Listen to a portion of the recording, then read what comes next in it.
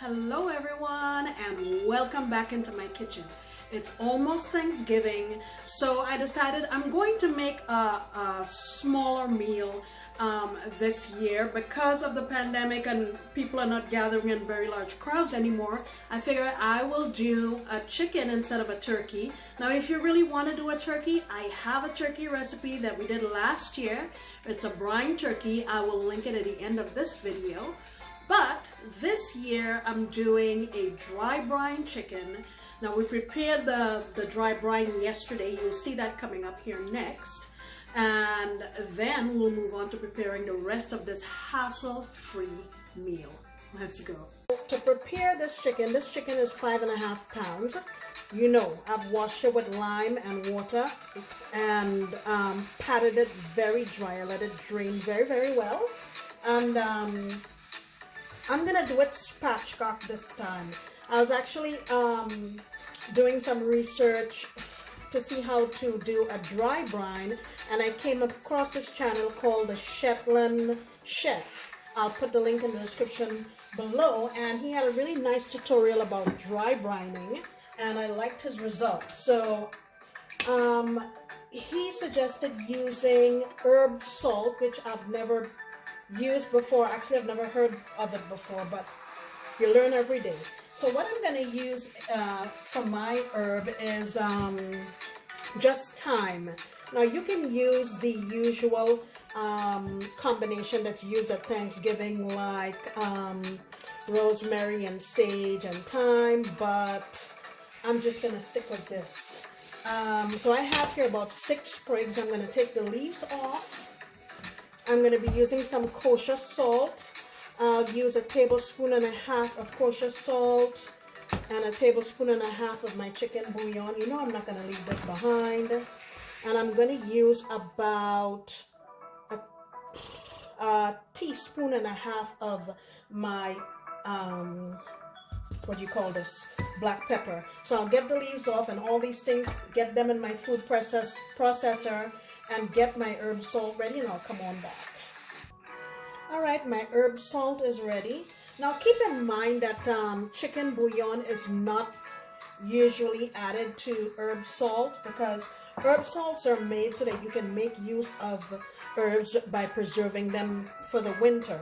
But since I'm using this right now and I want to add some more flavor, I added the chicken bouillon, okay? So here's my chicken. Let me show you how to spatchcock. I want to make sure you can see. What you want to do is, this is the backbone here, okay? So you want to make an incision alongside the backbone on either side. If you do that, you will find no obstruction. You'll find no obstruction going up, or very little. I've made a spatchcock chicken before. On my channel. It was a Peruvian chicken, but I actually did not show the method for cutting it. So basically it's just like this, and then you'll have the whole backbone come out like so. You can save this to use it to make a stock, or if you don't care for it, then you can just toss it. So now if you go here right in the middle and just give a quick little cut, what will happen is the breast will release, and now you can have it laid flat with very little resistance. So like I said, I have already washed this and dried it, but just to be sure, let's pat out as much as we can.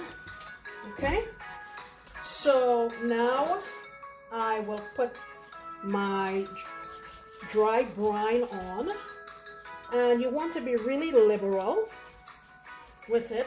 Of course, the quantity will change depending on how big or how small your chicken is.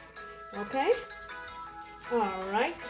Now I have here grated in a little bowl 4 cloves of garlic, and I separated it because I don't want to put it on the top side, because I'll be roasting this chicken at a pretty high temperature and the garlic is going to burn. So I'm rubbing it on the underside, And then, let me move this over. I have a dish here that I'll be letting it sit in the refrigerator, so we might as well just move them in here. And if you can see how flat the chicken is laying, all right, I'm gonna just put my rub on here, rub it on the wings, rub it everywhere. And I'm also gonna make sure you get it on the side. I'm also going to get some down in here under the skin. Just get your hand under the skin and go in here on both sides like so. Try to get, you can get in that pocket here between the leg and thigh. And I'm gonna put some of that garlic here under the skin, but I don't want it on top of the skin like I said. All right, get in here, get down under the leg as much as you can, and all on the breast like so. And let's finish putting on our rub. Make sure you're nice and liberal with it. Go in here by the neck, okay? And then what you want to do now is put this in your refrigerator uncovered. Make sure you remove your gloves, or if you're not wearing gloves, wash your hands before you go fooling around with the outside of your container, because that's going to be in the refrigerator. So I've removed my gloves, and I am going to set this in my refrigerator uncovered, like I said, for, you can do overnight or at least 24 hours, and that's going to allow all of the flavors to get into the chicken and tenderize it, okay? And then tomorrow we'll be back to make the Thanksgiving dinner. So I'll see you then. Okay guys, so here is our chicken after it's been in the refrigerator for 24 hours. I again patted it dry, and I have a grate here, cooling rack, and under there I chopped up some carrots and some onions and some sprigs of thyme just for some flavor, and I gave this a spritz with some oil. So my oven has been preheated at 425 degrees, and I'm going to go in there for 45 to 50 minutes, okay? So while that's in there, we're gonna go ahead and prepare our vegetables and stuff. Okay, so our chicken has just come out of the oven. It was in there for 50 minutes, 50. Look at that. And now what I'm going to do is tent it and allow the juices to redistribute. So cover it with foil or a huge bowl or something, and let it sit for 15 to 20 minutes before cutting. Okay, so this is the medley that I am going to make to go along with our Thanksgiving chicken. And I gave these a nice scrub. A lot of the skin has come off, but that's okay. I want to keep the skin on, so I didn't mind that most of it came off. And I'm gonna also have some plantains. This is just another kind of sweet potato. All right, let me get this together. All right, so I have everything peeled, and I have a little bit of bacon grease left over that I'm going to use. It'll give some nice smoky flavor. If you don't have it, no big deal. I'm going in with a drizzle of olive oil. Be generous. A little bit of cloves, maybe about, let's say, half a teaspoon or so. A little nutmeg. And I'm planning to just use this instead of a little cinnamon, a little ginger. Just serve this instead of that sweet potato casserole that's usually served. And it's cutting down on a lot of the sugar. Now I'm going to use maybe a tablespoon and a half or so, or 2 tablespoons of sugar.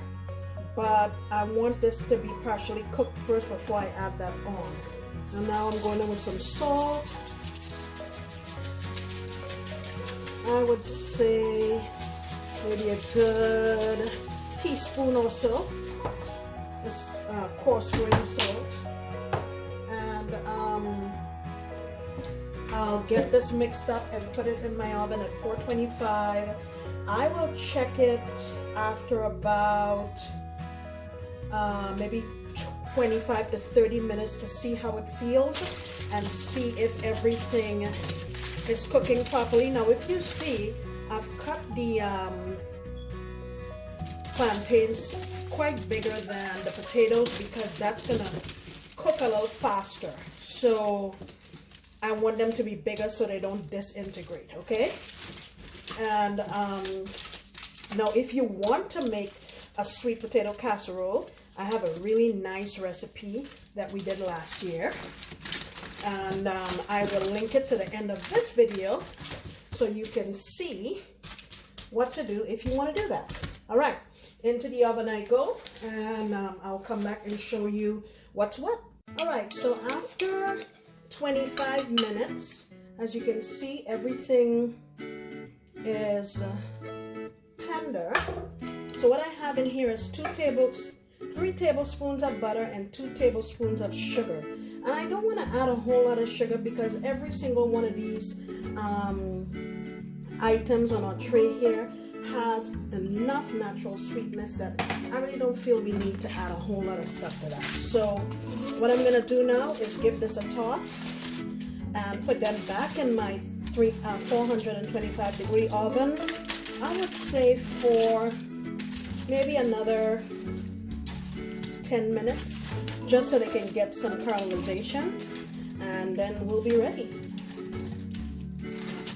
And I'm also going to list here at the end of our video, I made a roasted Romanesco video a couple of videos ago. I'm going to link it at the end here because I think it'll go really good with this dinner. Okay, so we have some caramelization. Look at how lovely that looks. You hear the sizzle. So you've seen our chicken, you see this, and you can add some greens, broccoli, or like I said, the Romanesco that I have. You can also do the classic green beans. I've been trying to get away from that and trying other greens, but this will be a delicious hearty meal with very little fuss. You can buy a frozen pie, throw it in the oven. You can fuss and make your own pie, whatever it is. But I think what's important is spending time with family and friends. So guys, I hope some of these recipes you can use, and I hope you give them a try. I hope you have a fantastic Thanksgiving, but don't forget to come back because you know I'm gonna make another delicious recipe. Bye.